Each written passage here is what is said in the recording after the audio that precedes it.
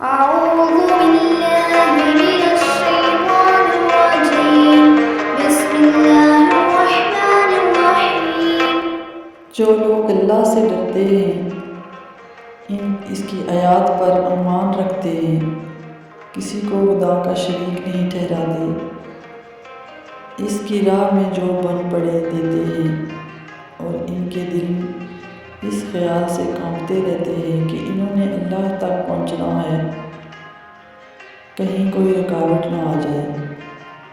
عبادت سے دکھ درد دور ہوتے ہیں۔ ان الصلاۃ تنہی عن الفحشاء والمنکر ولذکر اللہ اکبر۔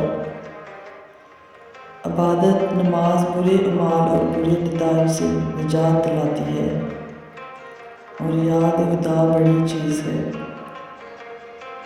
وَلِلَّهِ الْأَسْمَاءُ الْحُسْنَىٰ فَادْعُوهُ بِهَا۔ اللہ کے نام بڑے پیارے ہیں، اسے انہی ناموں سے بلایا کرو۔ اللہ کے پیارے بندوں کی کئی علامات ہیں۔ رات کو ان کے پہلو بستر سے الگ رہتے ہیں اور بہم درجہ کی حالت میں اللہ کو پکارتے ہیں۔ وَالَّذِينَ يَبِيتُونَ لِرَبِّهِمْ سُجَدًا وَقِيَامًا۔ یہ لوگ اپنی راتیں قیام و سجود میں گزار دیتے ہیں۔ قَدْ أَفْلَحَ مَن تَزَكَّىٰ وَذَكَرَ اسْمَ رَبِّهِ فَصَلَّىٰ۔ وہ شخص جیت گیا جس نے گناہ کو جھٹک دیا اور صلاۃ و تسبیح کو اپنا معمول بنا لیا۔ ایک عابد منزل بے منزل اللہ کی طرف بڑھتا ہے۔ یا ایھا الانسان انک کادح الی ربک کدحا فملاقیہ۔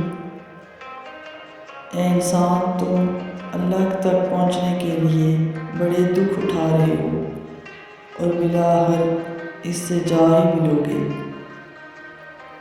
قطرے کا کمال یہی ہے کہ وہ سمندر میں مل کر سمندر بن جائے، اور روح کی انتہائی کامیابی یہ ہے کہ وہ خدائے بے قرار سے مل کر بے قرار ہو جائے۔ سجدے میں گرو اور اس طرح اللہ کے قریب ہو جاؤ۔